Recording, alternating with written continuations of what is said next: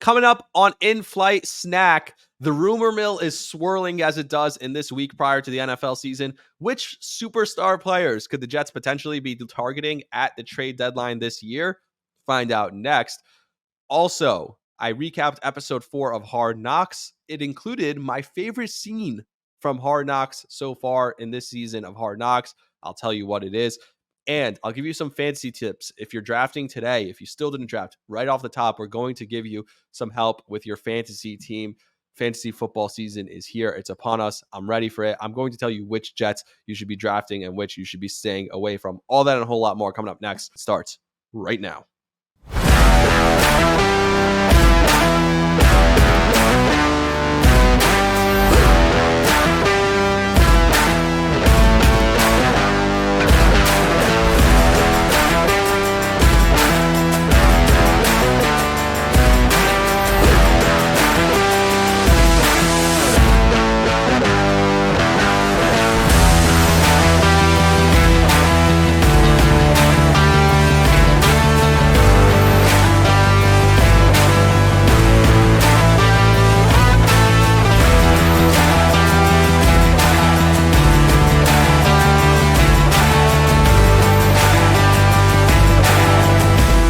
Let's go to eat a damn snack.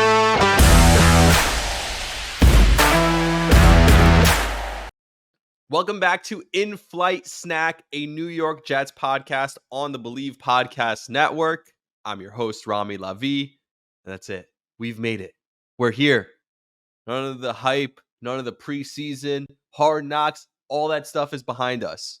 Week 1 of the NFL season is only 3 days away. Thursday Night Football between the Kansas City Chiefs, defending Super Bowl champions, MVP Patrick Mahomes, number 1 offense in the league. Yes, they were the number 1 offense in the league. People forget that without Tyreek Hill last year. And then they're going up against the new sweethearts of the league, right? The team that everyone's obsessed with, the fun young team. The Detroit Lions, again, they started 1-6. Everyone fell in love with them during Hard Knocks last year, and their head coach, Dan Campbell, Amon-Ra St. Brown, a bunch of stories there that everyone loves.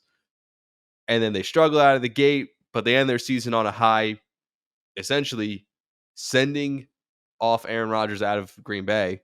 Thank you, Lions. Sending him to the Jets with a loss, beating him in the last game of the season in Lambeau Field. So everyone loves the Lions, and you got the defending champs. I'll put all my money on the champs.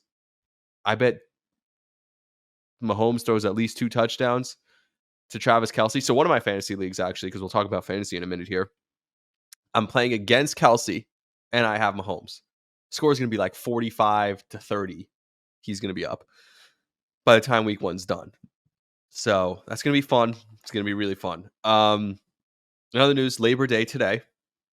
It's been a hell of a Labor Day weekend so far for me. Sunday was a wild trip. As you can hear in my voice, I don't sound great. I'm kind of sick. If you know, I no longer work for Major League Baseball. So that's a whole other story. I'll talk about it on my other podcast. I don't want to talk about it here. Still work for WFAN, still work for the Yankees radio network, all that good stuff, SNY. Don't worry, I'm good. But if you want to hear about that, you can listen to the Rami Lavi podcast at some point this week. We'll talk about it. But for the sake of this podcast, for the purposes of this podcast, Labor Day weekend was wild, and it ended in the most wild way. And if you follow me on social media, you saw that I was posting a bunch of pool pictures and hot tub pictures tonight. We had an incredible Super Soaker fight where we were each individually on these giant tubes, these giant like floaty tubes in the pool with Super Soakers, and we were having a water fight in the pool, and it was fantastic until I get home. I go into the shower before I do the podcast. I write the podcast. I watch Hard Knocks one more time because that's what we're going to talk about. We're talking about episode 4. And I got out of the shower, took my phone out of the charger. I was playing music off my phone in the shower. Who doesn't have a speaker? Obviously, I'm not an idiot. And my phone is not turning on. The screen's not turning on. And then when it does turn on, there's like this crazy staticky, whatever it is. It's just tons of like flashing lights. Looked like a disco, I said, on my screen. And I'm like, that can't be good because I need my phone for a lot of different things. And one of them, I have my notes right here. If you're watching this, I have them on a pad and paper for now, but I text people. I have a lot going on in my life, and my phone is crucial. And this always happens to me. So I broke my phone a few months ago walking in the city. I was walking right outside WFN. I was about a block away, and I was holding like a camera stand that I use to record the podcast. I use it to do some of my social content at WFAN. And I'm holding this tripod in one hand, and my phone just slips out and falls. Now I have a case, and I didn't even notice because the screen didn't break. So I didn't notice till a while later that the whole back of the phone was cracked. And as time went on, it was getting worse and worse because it's like shattered into a million pieces and starting to crumble a little bit, the back of the phone. And I guess water got into it tonight and it got waterlogged. Now, the thing about this is I'm eligible for an upgrade. I'm eligible. My family, thank you to my parents who pay for my Verizon plan. God bless. Um, but I'm eligible for an upgrade. But this happens to me every single time. It's like the phone gods are laughing down. Like, Rami, no. Every time I need to get a new phone, it's like I don't buy new phones for leisure or pleasure. I get a new phone when I need a new phone, and that's every few years usually, right? But it always falls out that I need a new phone the first or second week of September. Why is that significant? I use an iPhone. The new iPhone comes out end of September or beginning of October. When the new iPhone comes out, the older versions, right, meaning the one that was new a week ago, drop significantly in price.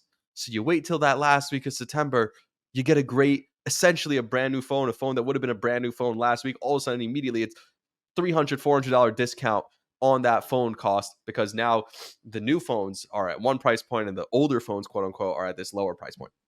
Get the picture? I, for some reason, break my phone consistently every time I need a new phone. So every 3 years about, I break my phone beginning of September, end of August, and end up getting a new phone right before the new phones come out. So I end up paying more for the worst product.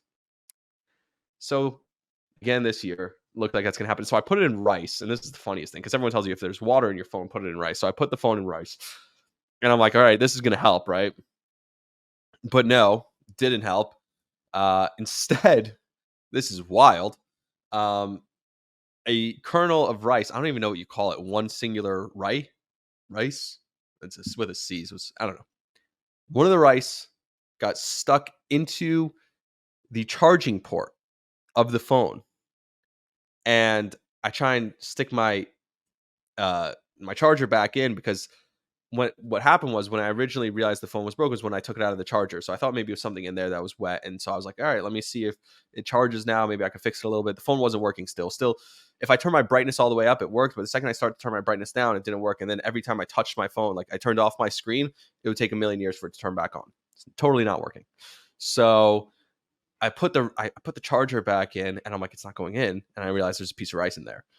This is when the problems really start, because when you start taking out the like medical kit to fix the phone, that's when you know it's a problem. So I have like a nail filer and like a bunch of stuff in there, and I'm trying to dig out this piece of. So I figured, so first I try and dig it out, but it's really stuck in there. It was like the perfect size piece of rice that would stick right into the phone, and it's not coming out. So what I did was I realized the only choice is to just jab at it and break up the piece of rice, turn it into powder, and then try and tap it out of the phone. So I'm trying to get it. Finally, I got like most of it out, and I'm able to stick the charger back in.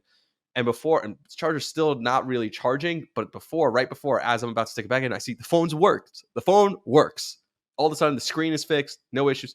So right now, the phone is charging. We're hoping that by the time this podcast is done, it's going to be working. It is charging. So I did get the full piece of rice out in the end. I did have a little bit like kind of in the corner, and I'm jabbing and digging around in there. I'm like, I'm probably breaking my phone more by trying to get this piece of rice in. I'm hoping, first of all, Labor Day, sorry. Almost said Memorial Day. Labor Day. I doubt any Verizon is open tomorrow. So I don't know what's going to happen with getting a new phone. I don't know how that's going to work. So by the time you listen to this, it's today, Monday, Labor Day. So I doubt any Verizon's open today. So I'll have to see.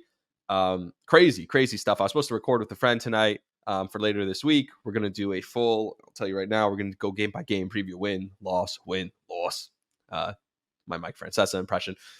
I don't mind it. I think it's like, it's stupid to do at this point in the season because we have no idea what these teams are going to be. But based on what, we have to come up with some prediction of what's going to happen this season with the Jets. So that's the best way to do it, in my opinion. But it looks like, sorry about that cough. Don't have a cough button on here. I kind of do. It's like a mute button, but it doesn't. Mute you for a second, then you unmute it. But I see now my microphone stand is super unstable. So, all right, there we go. This is great podcasting so far. I told a story about my iPhone and Labor Day, and I don't even know what happened to my voice. It's almost like I work hard. I work like 70-hour weeks between my 2 jobs and then obviously doing my podcast stuff and other freelance work on the side. And I'm not trying to brag or you don't pity me. Like, I love it. Trust me. But it was almost like I find like when you get sick, it's very much in your head. I know people would disagree and people don't like that. I'm very into the mind body connection. Anyway, I always felt like I never allowed myself to get sick the last like 2 years because I was too busy working. I couldn't afford to get sick. I needed to be on my grind. So now that like I kind of have some time off for the first time in a really long time because of MLB, now I feel like I allowed myself to get sick. And the second I like realized, okay, I'm gonna have a few days off in a row here, obviously still working the podcast and stuff, which is work, but less work. I was like, oh my God, okay. Now my body like almost told itself, okay, now you can get sick for a couple of days. Here's your window. And I immediately got sick. So all good. Like I said, still Labor Day was fun. Hope everyone's having a good time. And what Labor Day also means, and I started talking about this, now that we're 10 minutes in, I can continue, is that it's football season, Thursday. And a lot of people are having their fantasy drafts this week. People wait as late as possible. I know now we have a week. It's not 4 weeks of preseason and then the regular season. We have a week between. So one of my leagues drafted already on last weekend. And now my other league is drafting today, Monday, on Labor Day. So I feel like that's a lot of people are going to be drafting today. So hopefully you can listen to this before your draft because I'm going to give you right off the top. I'm not going to make you wait any longer. I'm going to give you right off the top where I see some Jets players that could be valuable for this year in fantasy. It depends what type of league you're playing in, obviously. There's so many different factors and different variables when it comes to fantasy football. But if you're playing standard, half PPR, I'll get into it. So the number one Jet in fantasy football this year, I think it's pretty obvious, is going to be Garrett Wilson. You already see the connection with Aaron Rodgers. As far as wide receivers, I didn't rank him overall because it depends what kind of league you are. If you're in a league that values running backs more, then obviously he's going to fall a little different. If you're in a league like me, which has a super flex, makes quarterback super valuable, he's going to fall a little different. So I just gave you what I rank him amongst wide receivers. I have him as the number 8 wide receiver going into this year. And maybe to some people, when I first saw that, I was like, 8 sounds a little bit low. But here are the list of wide receivers in fantasy this year. Justin Jefferson, I think, is going to be 1. Jamar Chase is going to be 2. And then some combination of Amon-Ra St. Brown, 3, A.J. Brown, Stephon Diggs, Tyreek Hill, and Devante Adams. So you count that. That's 7 guys ahead of Garrett Wilson. And all those guys are superstars, studs in this league, guys who have been proven, done it for a long time.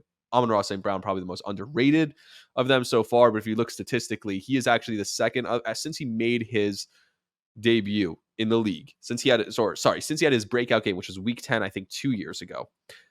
He is the number 2 fantasy receiver behind only Devante Adams. So he's been extremely good. So that's Amon-Ra St. Brown. Obviously, A.J. Brown is going to be still the number 1 target for Jalen Hurts, who's going to have a monster year. Diggs, we know. I keep saying I think Buffalo is going to take a little step back, and we'll talk about that later this year, this week when we do the AFC East preview. Tyreek Hill is going to be fantastic. Doesn't matter who's throwing the ball to him. He's putting up numbers. Justin Jefferson, even if he loses some of his touches, some of his targets to Addison, who I think is going to be great, still he's going to be the number 1 fantasy wide receiver probably this year. And Jamar Chase will also be one of the best receivers in the league. So that leaves Garrett Wilson at number 8 for a couple of reasons why I wouldn't put him ahead. First of all, we don't have the track record. I mean, he was incredible last year considering the quarterbacks he had. Mike White, Chris Streveler, Zach Wilson, and Joe Flacco. Those were his 4 quarterbacks last year. All things considered, he was one of the best fantasy receivers in the league, even with that. So, yes, if you wanted to argue that Garrett Wilson's going to be really good this year and even better than 8, certainly the case can be made. I also don't think the Jets are going to be a super pass-heavy offense, but I do think whenever they need a big play, whenever they need to pick up a third down, Aaron Rodgers is going to be looking for number 17. Another guy he's going to be looking for, if you're in a deeper league, 3 wide receivers, couple of flex, deep bench, don't overlook Allen Lazard. A lot of people were obsessed with Allen Lazard. He was going 3rd, 4th round last year because he was supposedly the number 1 receiver now in the Packers with no Devante Adams there. Aaron Rodgers isn't going to have a bad year. So what happened? Rodgers did have a bad year, and Lazard isn't number one receiver material. So he was getting all this attention from the defense, and other guys kind of took turns shining, I guess, at time when the offense played well. I guess you had Christian Watson, excuse me again, and Romeo Dobbs. So you had that combination. So that kind of left out Alan Lazard. He was more respected, I guess, but he still has that special connection with Rodgers. I'd say this year is a better opportunity for him because there's Cobb there. There's Mecole Hardman. There's the running backs to worry about. There is Garrett Wilson as the number one receiver who's going to be taking up a lot of attention. But still, Rodgers has a good connection and good relationship with Alan Lazard. I do think he will be valuable for maybe a wide receiver 3 if you have that, maybe a deeper flex league, or if your flex only allows you wide receivers and running backs and you have 2 of them. Maybe Alan Lazard fits there, but if you're looking towards the end of the draft, he's going to be available towards the end of the draft, and you could get him probably in the later rounds. I'd say, I don't know, 8, 10 to 13 round, something like that. If you're in a 15 round draft, which is pretty much average. So you could probably get him between 10 and 13. I think that's good value for Alan Lazard. Now, the most confusing position for the Jets to consider in fantasy this year, I think, is running back, because, and I looked where I trust the most. I saw there's a website that I trust when it comes to fantasy, and it's called Fantasy Pros, pretty common website. And what I saw there was they had Breece Hall at 19 and they had Dalvin Cook at 30 as far as running backs. But here's what I'll tell you. If you were relying heavy on Breece Hall coming into the season, I wouldn't, because everyone knows what a first-year running back looks like off the ACL. So even if there was no Dalvin Cook, right? Let's say it was just Breece and Michael Carter, and maybe they still would have had Bam Knight, but Izzy Adebanyakanda, some combination of that. Still, Breece wouldn't be getting more than 10 to 12 touches a game, probably max 17. The thing that was so special about Breece Hall last year was he didn't need a ton of touches in order to be effective. He was something like 17 touches a game, and what was so special about him was his home run capability. He'd break off 1 or 2 big runs a game. Now, I watched last year something interesting in Baltimore was J.K. Dobbins coming off the ACL in year 1. He still looked like the same guy, but then he couldn't hold it for as long. He would slow up. So he'd break a run, and then all of a sudden he couldn't finish. He'd have the end of the run. All of a sudden, you have to slow down a little bit and get tackled. So with Breece Hall, what I would say is I wasn't expecting him to be something crazy either. He still has that home run capability, and therefore some weeks he's going to be the number 1, 2, 3, maybe top 5 a few weeks running back in the league. But some weeks he's going to be really down. Some weeks he's not going to have it. That's what it looks like coming off an ACL. So instead of taking Breece, in my opinion, instead of taking Breece in round 3 or 4, where he'd normally be a round 1 or 2 guy if he never got hurt, but let's say he's going round 3, 4, 5 of your league, maybe 5 the latest. Instead of taking Breece there, I would wait a couple rounds, and then in round 6 or 7, I take Dalvin Cook. Dalvin Cook's going to be ready to go week 1, and they're going to rely on him. They're going to use him in the passing game. If you're in a PPR, half PPR league, they're going to use him in the passing game. He's a good pass catcher out of the backfield. Where I think the big drop-off is, what I think these 2 running backs, Dalvin Cook, to me, affects the stock of a Michael Carter and an Izzy Adebanyakanda way more than he affects the stock of a Breece Hall. I think Breece Hall was going to be the same with or without Dalvin Cook. Just now you have a really good running back next to him so that Breece doesn't have to be forced to do so much. So I do think, though, we're talking about 15 to 20 touches right out of the gate every game, and that'll continue till the end of the season with Dalvin Cook. Last year, he was hurt a little bit. His production was somewhat down. Still a 1,000-yard rusher, still really effective in the red zone, still really effective in the passing game.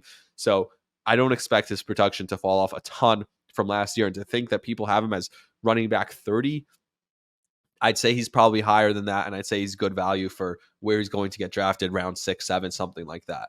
Now, Aaron Rodgers. I have Rodgers as the 12th best quarterback. I have him a little bit behind Daniel Jones and those guys because he runs. I still have him ahead of Tua Tagovailoa because of Tua's injury history. So after the regular suspects, let me read them to you. Actually, I have the list in front of me. So you have Mahomes, you have Jalen Hurts, you have Josh Allen, You have Lamar Jackson, Joe Burrow, Justin Fields, Justin Herbert, who I think is going to take a small step back, but nothing that will affect him majorly in fantasy. Trevor Lawrence, Deshaun Watson. I just can't believe Deshaun Watson's a terrible quarterback. So I have him here. Daniel Jones, Dak Prescott. And Kirk Cousins I still have ahead of him. So Rodgers is 12th, yes. Or 13th after Kirk Cousins. I think Kirk Cousins is going to have a monster year. And I think Cousins is going to have to put up a ton of yards and a ton of numbers because their defense isn't really good. But that's the thing. The Jets defense is really good. They're going to keep them in a lot of games. We're going to talk about this when we talk about the season preview with my buddy Rob Taub.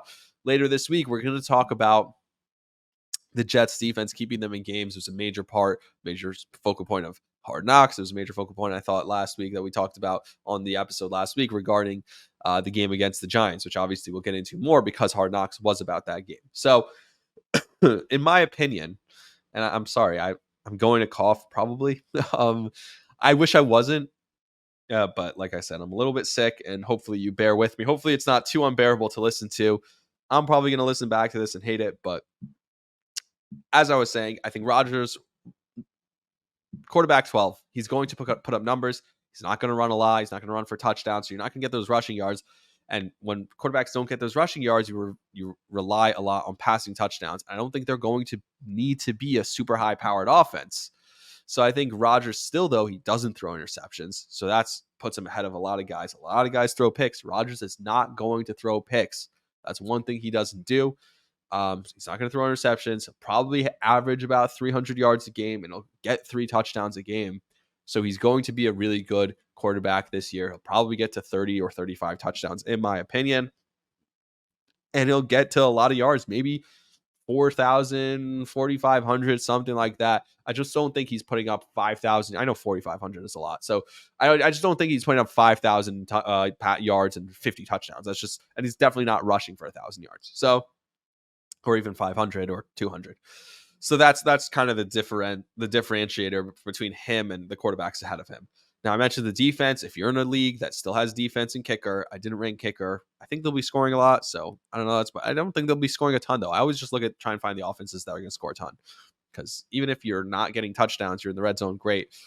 And guys are going to get long field goals. Tucker, obviously. But for the defense, I like it. Take the Jets defense. This Jets defense is going to be lights out. I hope they can force turnovers. It looks like Xavier Gibson in the return game is going to be good. I bet he has a punt return or a kick return at some point for a touchdown this year. So you get an extra point there or two. And I think this defense is going to be really good, get a ton of sacks. I hope they get fumbles and turnovers and interceptions and runbacks for touchdowns. I hope. But they're going to be good for a lot of sacks and a lot of low scoring, low production games from the other side. So at least they'll have that. They're probably one of the better defenses.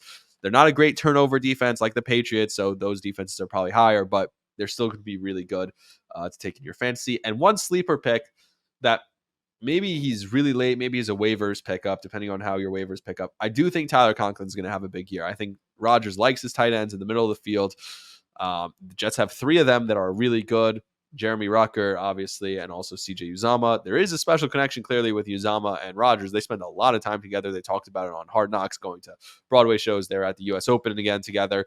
I think Uzomah is really a big gel guy for this team, but I don't think he's lived up to the contract as the number 1 tight end that they expected to get after his Super Bowl season in Cincinnati. But still, I do think Tyler Conklin is a really good tight end on the field and is going to be doing a lot of really good things for this Jets team receiving. So I think he could end up being the go-to passing tight end in the passing game for Aaron Rodgers. So that's all we're going to talk about as far as fantasy. I told you about my sickness. Coming up, I'm going to break down the entire episode of Hard Knocks, episode 4. We'll talk about it, takeaways, and there was also some breaking news, or I guess I should say rumors, which happens this time of year. There are always rumors this time of year when there's nothing to talk about. It's the week before, right? There's no games anymore, but it's not the regular season yet. So what do people talk about? They invent rumors to talk about. So we'll tell you how those rumors related to the Jets, those NFL rumors, coming up right after this. Stay tuned. I did not check on my phone during that break, so prayers. Number 1, so this was the rumor mill that was going around. Mike Evans set a deadline for the Tampa Bay Buccaneers to sign him. They said, if we don't get a contract, and I want an extension, if we don't get a contract done by this date, we're not discussing it during the season. That's pretty average, common practice in the NFL.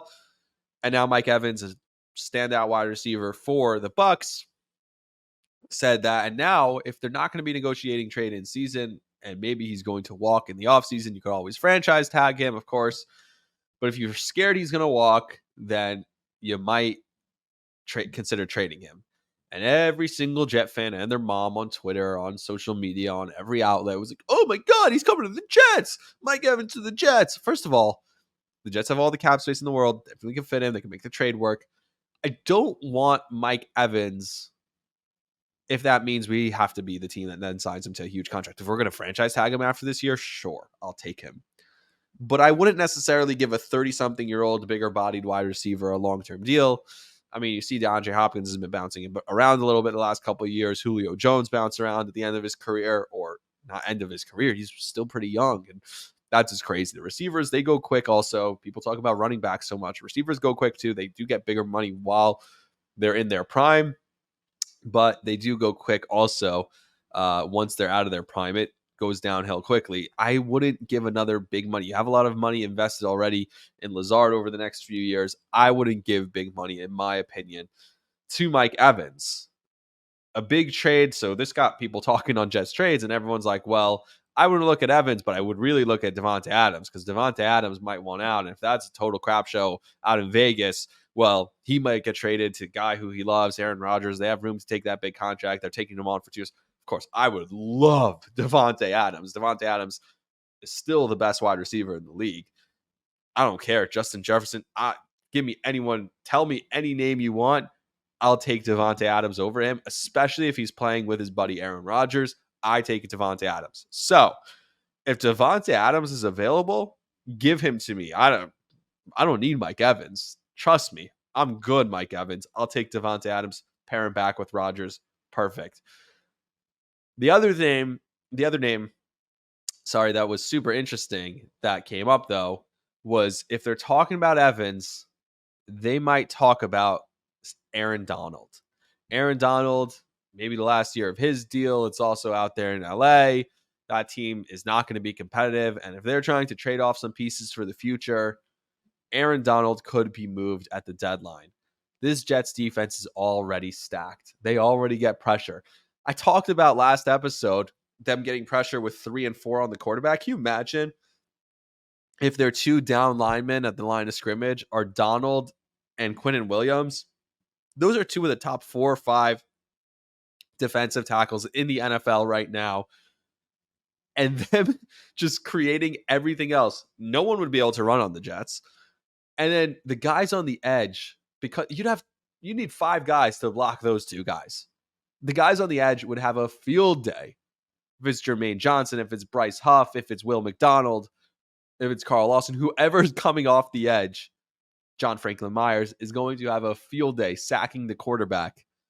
If Aaron Donald and Quinnen Williams are in the middle as defensive tackles for this team, that would be crazy. So those are just the rumors that go around this time of year. What goes around comes around.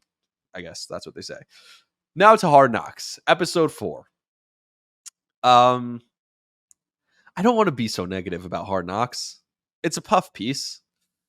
I haven't enjoyed it as much as I've enjoyed other Hard Knocks. I will say this. I'm drinking the Kool-Aid. I'm buying the hype. I love Aaron Rodgers. I love Rodgers here. I love the guy he's been on the show. I like Saleh and what he's come off as and how he's looked. That doesn't change how I feel about how they've produced Hard Knocks and what they've shown us and what they've hid from us. And they know they're hiding stuff from us. Like Bam Knight was a big part of this team last year. A guy who came out of nowhere and was really good for the Jets and played a lot of games and played meaningful downs and meaningful minutes once Breece Hall gets hurt. And they talk about all the other undrafted rookies and different stuff like that trying to make the team, and they don't even talk about his story. Now, granted, it was probably done once Dalvin Cook shows up. He was going to be cut, but that's a big story. How is he feeling before Dalvin Cook showed up? When they're having these meetings, I'm sure they're having conversations like, man, they're really going to go out and sign Dalvin Cook? I'm here. I'm good. We didn't see any of that. None of Bam Knight.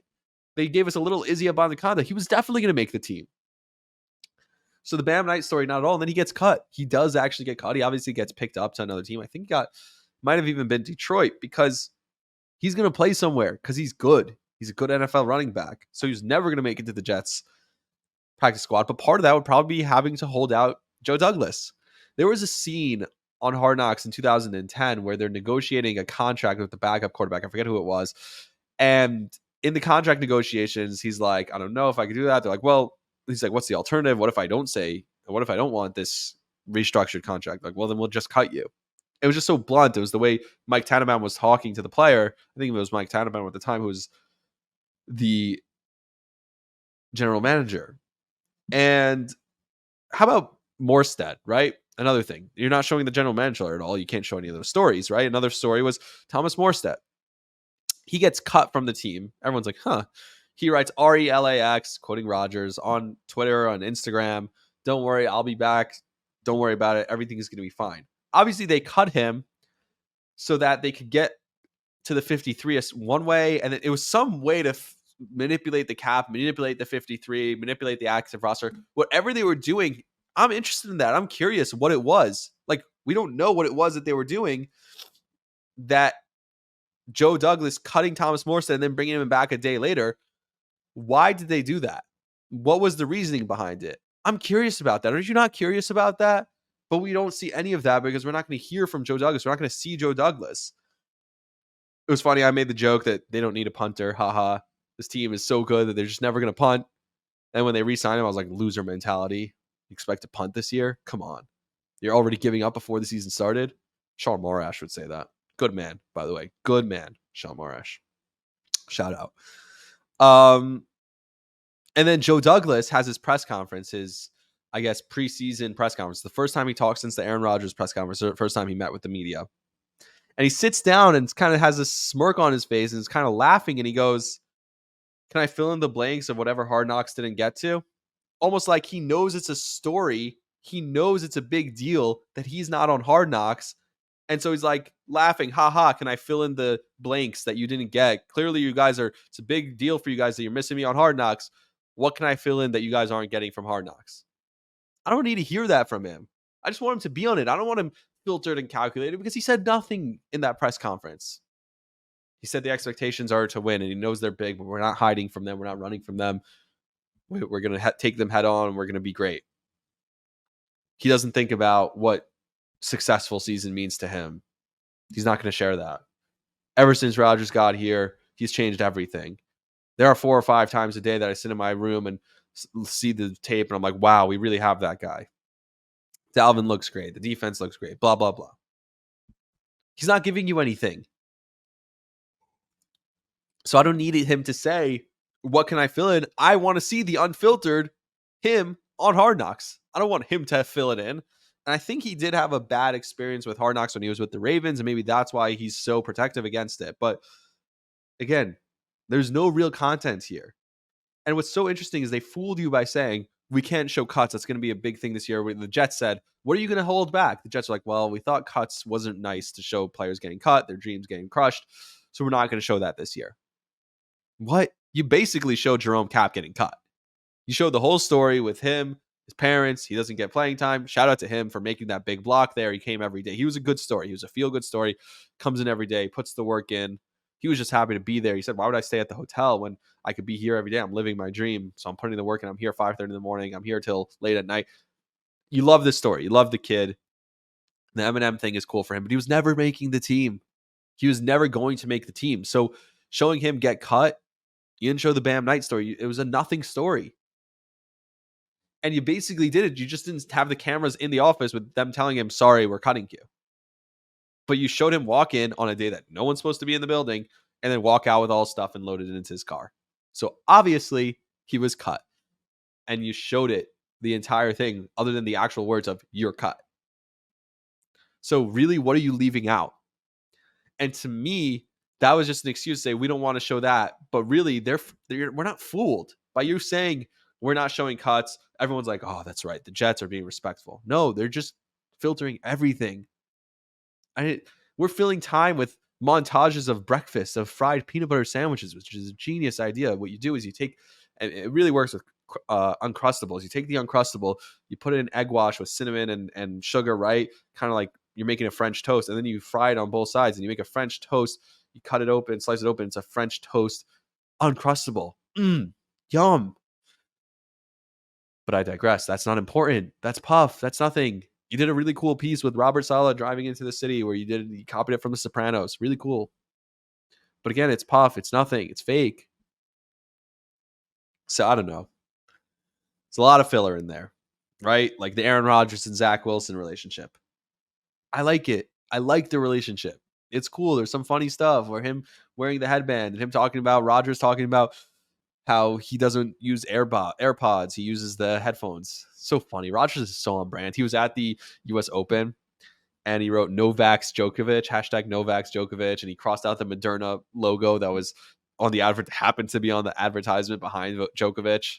Rodgers, like, if that bothers you, wherever you stand on the I'm personally vaccinated, but if that, like, again, if that bothers you, I think it's just funny. Like, he's so on brand, he's so authentic. That's what Joe Douglas talked about. Hey, you know, what I've learned from Rodgers is how authentic he is. That's what I've really learned from him. I think it's funny that he's on brand. Like, cool. Yeah, at least he sticks to his guns. He knows what his things are and he's true to them. I love that. I love authenticity. Everyone knows. I wear the t-shirt all the time, the sweatshirt, whatever it is. But you know, all that stuff is just fluff. What they did do in this episode, again, you have to create a storyline. I have no idea what they're going to show on Tuesday. No clue.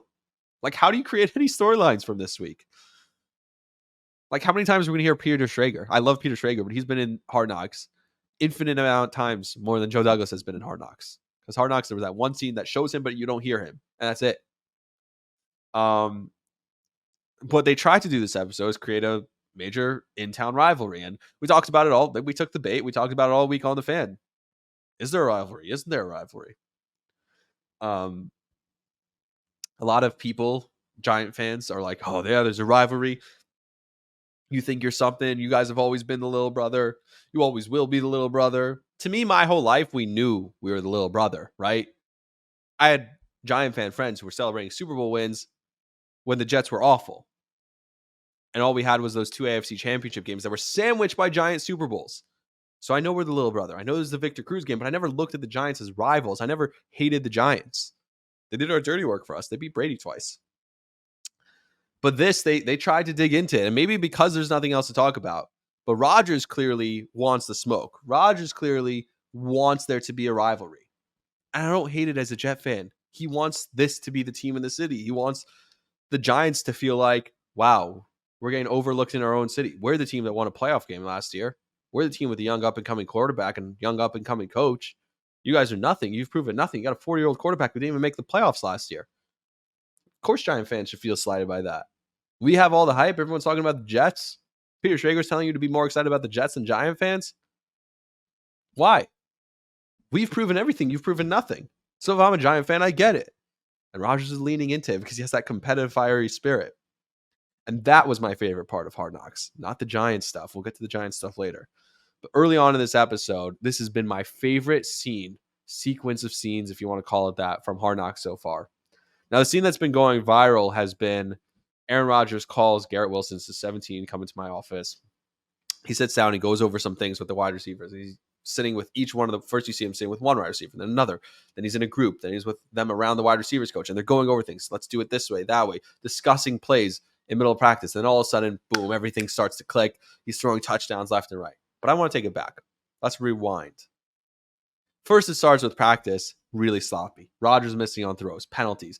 And you see him MFing everyone. And he's yelling at the team, guys, what do we do? He's yelling at the coaches. And he comes to the sideline. He's like, how many effing, and this I loved. How many effing drives? 3 drop passes, 1 false start, 3 wrong routes in 1 drive? What are you kidding me? That's 3 drives in a row that we messed up.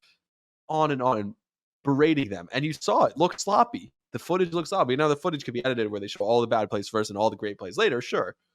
But Rodgers is pissed. Don't let him fool you into thinking he's a changed man when it comes to getting mad on the field. He's the same dude. He's going to get pissed. And Rodgers is yelling into them. He's ripping into them. Players, offensive line, coaches. And then he gathers himself, thinks about it for a minute. You see him sitting there on a knee, and then he calls Garrett Wilson in and says, okay, here's how we're going to fix it. I'm competitive. I'm angry. I'm fiery. Now let's figure out how to fix it. And he starts coaching, and they start working together. And let's do this way. And they're discussing. And then they go back out there, and it's crisp. And one of the things they talk about is intent, right? Purpose, coming in and out of the huddle quickly. That's something I always talk about. They lacked the last few years without that offensive leader. And Rodgers is that guy. He's the coach on the field. He's going to do that in games. It's going to happen where he's going to be pissed, where things are going to happen, where things aren't going to be going well. A defense figures out something and they're having a tough time. But instead of just wilting under it, and it's the same thing over and over and over again, and then the fans start booing and all that. We've seen it 1,000 times with Zach Wilson, Sam Darnold, everyone. He has the fire, but also the smarts and the will to put it all together and get it. All right, let's gather ourselves. Let's go back out there. Let's put this drive together and punch it in, score a touchdown, whatever they need to do. And that's awesome. That's the Aaron Rodgers difference. And then at the end of it, you see his smile, how he's like kind of like dancing, how happy he is that things were going well.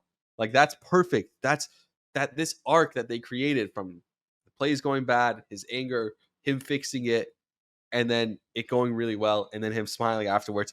That's what you love to see. And that's the big emphasis. Urgency, urgency, urgency. You see in all the meetings, you see in everything urgency. And one guy who exemplified that was Tenzel Smart. This was another story that they went to, a guy who ended up getting cut, but he ends up back on the practice squad. What I loved about Tenzel Smart was how competitive he is in the game. We just jump ahead to the game for a second, the Giants game, because we'll talk about that in a second. He gets hurt, and then he's so angry, and he's down there on the field. He's like, no, I can't get hurt. I have to go back in. I can't allow this opportunity to slip away from me. That was awesome to see. That's the type of guy you want on your football team, even if he's on the practice squad. That's the type of guy, the competitor, the fierceness, the urgency that we talked about that you want on your team. So I love that from him. One of the really cool things, I mentioned that Jason Brownlee made the team. Xavier Gipson also made the team. It's Gibson with a P, but he's going to be a kick returner / wide receiver. And what was so cool, they're both undrafted rookies, which I love. Joe Douglas, shout out. Like, I'd love to see that process where they found those kids. I'm going to keep harping on that, but no Joe Douglas really bothers me. It really irks me. But their competition with each other was so cool. Like, they're going against each other. You realize they're fighting for the same roster spot, and they were competing with each other to make each other better. It was similar but different, right? To Garrett Wilson and Sauce Gardner. We saw that competition where they going at each other as a wide receiver and a defensive back, going back and forth at each other, making each other better. This was so different where it's the wide receiver and another wide receiver. They're working together. They're helping each other do the same thing and work on the playbook. And you saw this special connection they have when they're playing the ping pong. They have the push-ups, all that stuff. It's kind of an interesting thing. You saw Jerome Cap in the background, like looking at them like, man, if I had like a guy that I could lean on like that, like we get some stuff together also. But like, again, I don't know. That's just speculation. He was like looking on and watching them, but their competition with each other, the way they went at it with each other, they met each other back. I guess it was one of the bowl games in college or whatever, some event, and they played together and they both played well in that game. And they've had this competition. They love each other. They're rooting for each other. And the fact that they both make the team, even though they're both, that's the great arc to that story also, where they're both fighting against each other for the same roster spot, and they're still trying to push the other person to make the other person better. And then they both get roster spots on this team. That's going to be super cool. And it's something that can continue throughout the season, that they can continue pushing each other. We could end up seeing one or two of them. Injuries happen, especially at the wide receiver position. I think Gibson will be effective right away because I do think he's going to be returning punts and kicks pretty much from the get-go. But him and Brownlee could both be big, big parts of this offense over the course of this season. That's going to be really fun to watch. Back to Rodgers for a second. I see why Rodgers is obsessed with Hackett. There was such a funny scene where Hackett's doing his corny stuff and Rodgers in the back of the room just dying laughing like it's the funniest thing. Whether it was the Gold Zone stuff, whether it was the Fluby with the haircut machine, the self-haircut thing. And they have these inside things with the two of them. There's 5 work stuff, or there's something going, like there's all these names and these different sweatshirts and t-shirts they're wearing. Like one of them I saw was It was Randall Cobb. I wrote it down. Who you are, who we are. I don't know what that is. Obviously, there's the, all gas, no break. But you clearly see there's certain connections of these guys being together, working together in unit and working together, celebrating with your guys. They talked about that. All working together, all celebrating together. There's something about this team that's such a united thing, and that's so cool. It starts with Hackett and Rodgers. Those two working together is going to be really cool, and everyone buys in. Then we get to the game. So Rodgers makes fun of Cobb in the huddle for the penalty. No Giants player hears that, and it's not like they were laughing at the guy who had a concussion. They were laughing at Cobb for losing all his money. And then Jihad Ward turns that into, that's why I was going at Aaron Rodgers. Like 2 days later, he's like, let me think on it. Let me watch the Hard Knocks episode. Oh, that's why I was going at Rodgers. Dude, you didn't know that happens in real time. That's just made up in your head. But instead, he shoves Rodgers 5 steps after the play. And then Rodgers goes, why are you doing that? What's your point? I don't even know who you are. And I kind of believe Rodgers. Rodgers probably genuinely doesn't know who he is. And Jihad Ward, the worst thing you could do if you ever get into an argument, trash talking someone, is repeat what they said to you right back to them. No, you don't know who I am. No, I don't know who you are, I guess, is what he said. Rodgers like, really? You know who I am. Trust me. I don't know your name. I don't know who you are. You're a nobody. And Rodgers gets on the sideline, and Rodgers is so proud of his trash talk. This is also something I talk about. You see, Rodgers is so competitive. He's so proud of his of his trash talk. He's like, I told him an uncomebackable line, or uncomebackable is what he said, line, that he doesn't know who, that I don't know who you are. And then he said the same thing back to me, which obviously isn't true. It was funny, like seeing him having fun on the sideline. Now in game, the touchdown, I loved. I talked about the plays already, but the touchdown, one more thing that I got to see from the touchdown was Rodgers, it was a run play. And this was broken down everywhere, every film study, all the different things that people do. Everyone, Baldinger. It was a run play called. It was a run play to the right side. And everyone's still running the run play, which means he had some sort of hand motion that only him and Garrett knew that, hey, run a fade here. I'm going to throw it to you. Where he audibled, but he didn't audible to the whole team. It wasn't a big motion.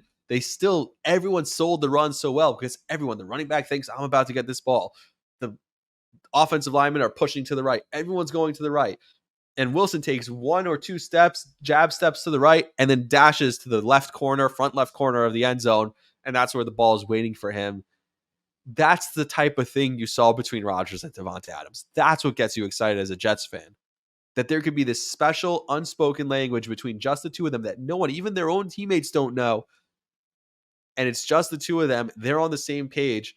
And when you need a big play like that, 1st and 10 at the goal line or at the 15-yard line, he throws that fade. Just the two of them need to know. That's all we need. Ball is perfect. And Rodgers like, hey, where was that ball? Kind of asking him like, I know that ball was perfect. Where was it for you? How was it?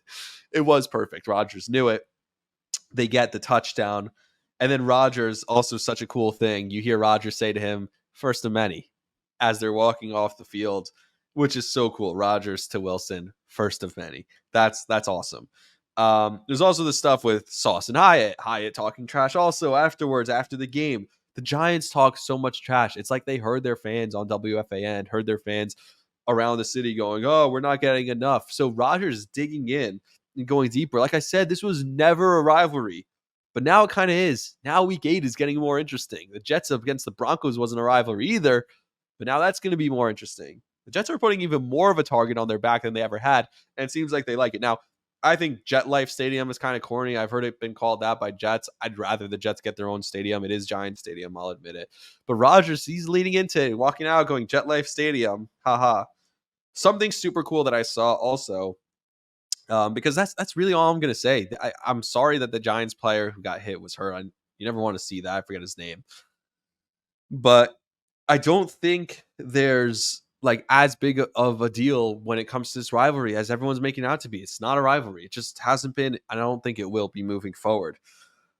What was cool was Robert Saleh's speech after the game, the way they portrayed it both on Hard Knocks and on One Jets Drive. You got different angles of both. They had more of the uncut, longer version on One Jets Drive where he's like guys, go over to someone, hug someone. I hate this week. We're going to have to cut people, but we created something special here. Everyone here, if you're here today, you are a part of it. It's not just the people who are going to be moving forward. And then, so you saw that part of it more on One Jets Drive, and then on Hard Knocks, you saw more of the actual players going over, saying goodbye to Aaron Rodgers, saying thank you, nice to meet you, all that different stuff.